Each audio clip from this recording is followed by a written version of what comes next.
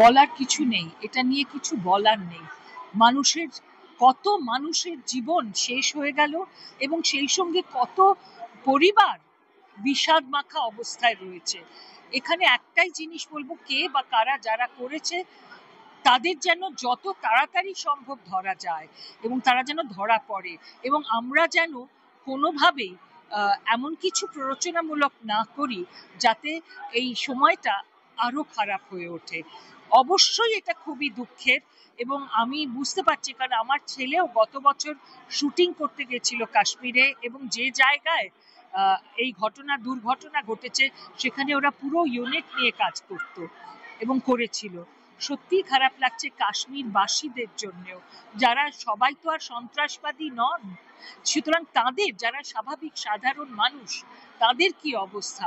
আর এই যে সন্ত্রাসবাদী, তারা যে সাধারণ মানুষকে এইভাবে যন্ত্রণা দিল, এইভাবে, এতে কি লাভ হলো সেটাও বুঝছি না।